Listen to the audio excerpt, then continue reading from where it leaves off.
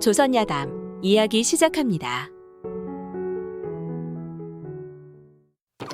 옛날 옛적 임금의 총애를 받아 그 권세가 하늘을 찌를 듯했던 한 정승이 있었습니다. 정승의 저택은 굉장히 화려했고 돈과 곡식이 산더미 같았습니다.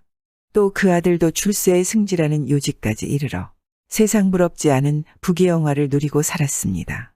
정승에게는 김생이라는 사위가 하나 있었는데 그 신세가 너무 외롭고 기구하여 처가살이를 하고 있었습니다.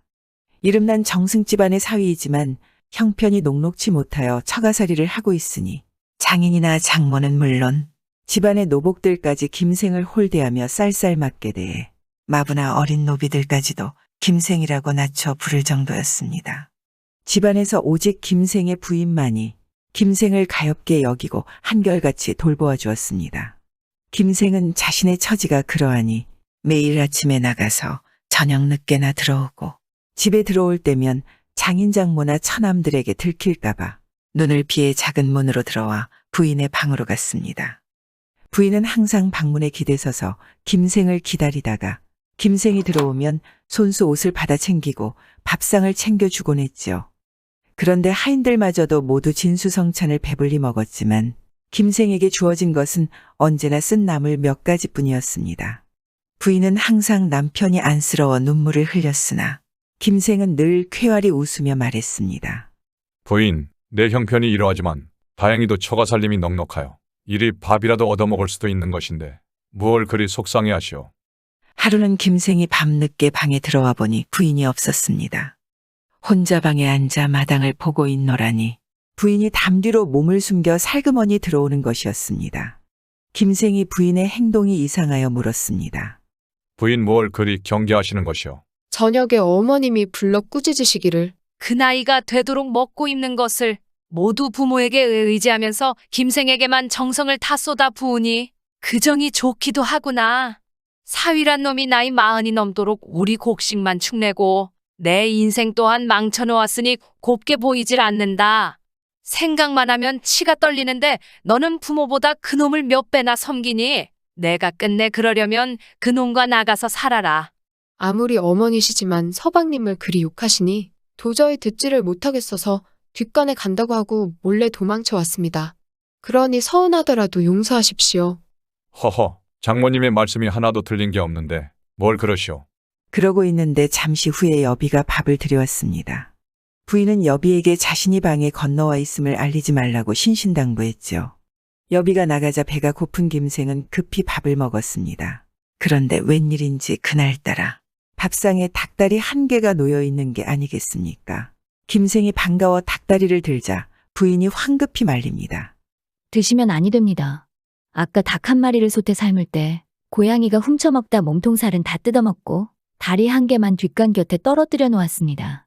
여비들이 그 일을 말하자 어머니가 그 고기는 김생이나 주어 입이나 잠깐 즐겁게 해줘라 하셨습니다. 그런데 정말 이것을 내왔군요.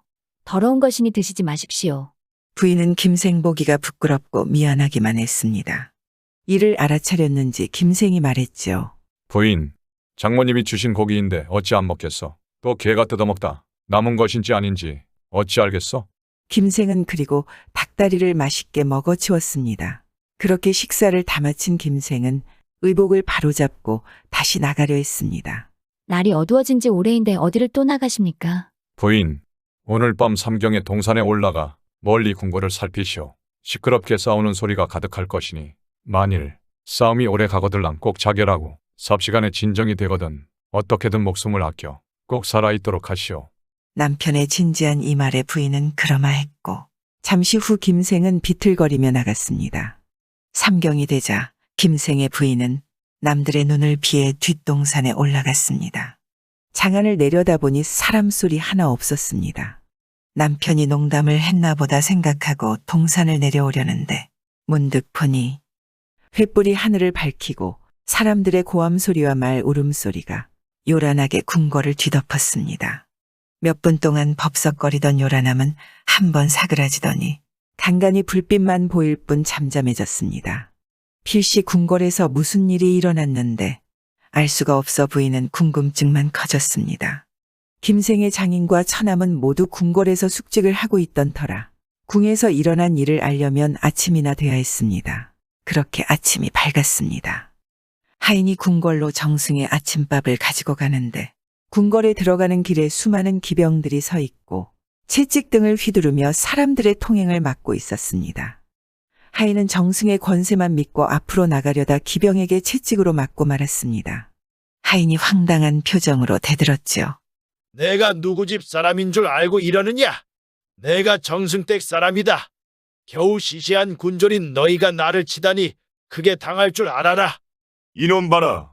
어제 뜬 해와 오늘 뜬 해가 같은 줄 아느냐? 감히 그까짓 권세를 믿고 방자하게 구는 것이냐?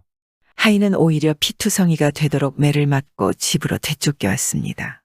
그리고 얼마 후 관에서 사람들이 나와 집을 뒤지기 시작했습니다. 문서를 압수하고 창고를 수색하니 식구들은 놀라 당혹스러움을 감출 수가 없었죠. 식구들이 수색하는 사람들에게 어떻게 된 일인지를 물었지만 엄청난 비밀인 듯 말도 해주지 않았습니다. 궁금증을 이기지 못해 하인을 시켜 몰래궁의 소식을 알아오게 했더니 한참 후에 하인이 돌아왔습니다. 어젯밤에 새 임금님이 즉위하셨답니다. 옛 임금님은 귀향을 가셨고 조정에서는 각 대신들에 대해 벌과 상을 이야기한다 합니다. 혹시나 우리 대감님이 화를 입으셨나 해서 염탐을 했더니 대감님과 서방님께서는 혹독히 형벌을 받아 머리가 깨지고 얼마 있으면 능지처참을 당한다고 합니다. 그렇게 되면 마님과 아가씨들은 모두 노비로 살게 될 것입니다. 그 말을 들은 대감의 부인은 기절을 했고 식구들은 모두 갑자기 닥친 이 일에 어이가 없어 눈물만 흘렸습니다. 그런데 갑자기 하인이 벌떡 일어나 눈물을 씻더니 말했습니다. 아까 너무 마음이 급해 빼먹은 이야기가 있습니다. 쇳내가 관청에서 죄인을 신문하시는 나리를 보니 김생과 아주 흡사했습니다. 혹 김생이 어떤 연줄로 벼슬을 얻었을지도 모르겠습니다. 세상에 비슷한 얼굴은 수도 없이 많다. 그놈이 무슨 재주가 있어 그런 자리를 얻겠느냐. 그때 김생의 부인은 남편의 당부가 떠올랐죠. 틀림없이 남편은 이 일을 미리 알고 있었다는 생각이 들었습니다. 어머니 세상만사 알 수 없는 것입니다. 혹시나 사실일지도 모르니 가서 살펴보아도 좋지 않을까요? 너는 내 남편을 닮아가니 어떻게 언감생심 그런 생각을 할 수 있니? 한번 다녀오겠습니다. 혹시나 모르니까요. 아니면 그만두면 되지요. 하인은 김생 부인의 말을 따라 다시 관청을 살피러 갔습니다. 하인이 관청을 살피는데 관아의 군졸 2명이 제복을 입고 큰 길에 사람 통행을 막고 이어서 깃발을 든 기수 10명이 두 줄로 서서 한 재상의 길을 인도하고 있었습니다. 가만히 보니 한나의 젊은 재상과 그 뒤를 따르는 사람들의 행렬이었습니다. 의복이 화려하고 뒤를 따르는 사람이 구름 같았습니다. 하인이 뚫어지게 살펴보니 그 사람은 분명히 김생이었습니다. 계속 뒤를 따라가자 앞서서 인도하는 사람은 곧장 걸 안으로 들어가는 것이었습니다. 하인이 관아의 군졸에게 물었습니다. 저분이 누구요? 현재 이조판서이시면서 지휘근부사, 금의대장, 어영대장, 동지춘추관사, 동지성균관사, 사복시, 장학원, 사역원, 내의원의 제조를 겸하고 있습니다. 하인은 이 놀라운 사실을 집으로 돌아와 다고했습니다. 대감 부인의 얼굴에 환한 미소가 돌며 김생의 부인을 돌아보고 말했습니다. 내가 귀한 사람을 몰라보았구나. 머리를 찍고라도 사과하고 싶구나. 내가 혹시라도 낳아준 사람의 은혜를 생각해 예전엔 냉대를 용서해준다면 좋겠구나. 너도 알다시피 너의 아버지와 오라버니의 목숨이 칼끝에 달렸는데 내가 사위에게 이야기해 볼 수 있겠니? 그이가 높은 자리에 있으면서 아버지와 오라버니를 구할 수 없다고 한다면 저 또한 죽어버릴 것입니다. 어머니 걱정 마세요. 김생의 부인은 종이를 찾아 남편에게 긴긴 편지를 썼습니다. 제가 서방님의 말씀을 따라 죽음을 참고 살아있게 된 것은 제가 죽은 뒤에 서방님이 쓸쓸하실 것을 걱정했기 때문입니다. 그런데 듣자 하니 하늘의 복을 받아 높은 벼슬에 오르게 되셨다니 옛날 일이 무색하게 되었습니다.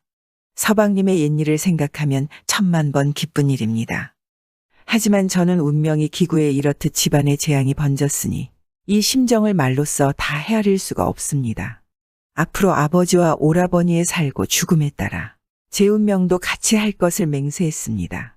서방님께 드리고픈 말은 좋은 집에 좋은 비단방석을 깔고 앉아 계시더라도 옛날에 초가집에 사시던 것을 잊지 마시고 좋은 옷을 입고 계시더라도 예전의 낡은 옷을 잊지 마시고 곰발바닥과 같은 귀한 음식을 드시더라도 예전에 나물 반찬을 잊지 마셔서 저승에 있는 저를 잊지 말아 주십사 하는 것입니다. 이 편지는 하인을 통해 김생에게 전달되었습니다. 김생은 관아에서 사물을 보다 이 편지를 받고는 눈물이 절로 흐르고 가슴이 아리도록 아팠습니다. 김생은 이튿날 아침에 조회가 파자 임금 앞에 조아리며 말했습니다. 소인의 벼슬을 반납하고 평범한 생활로 돌아갈 수 있도록 허락해 주시옵소서. 갑자기 벼슬자리를 내놓는다는 이야기에 임금은 그 이유를 묻지 않을 수 없었습니다. 김생의 사정을 들은 임금은 감동했고 특별히 김생의 장인을 용서해 가까운 지방으로 귀양을 보냈습니다. 그 후 김생은 임금님이 하사한 집으로 부인을 데려와 행복하게 살았으며 처가 식구들도 모두 김생의 집에서 한평생을 살았습니다. 참 사람 운명 알 수 없는 것이죠. 집안에서 천대받던 사람이 일국의 재상이 되었으니 말이죠. 그래서 사람은 다른 사람을 함부로 여겨서는 안 되나 봅니다.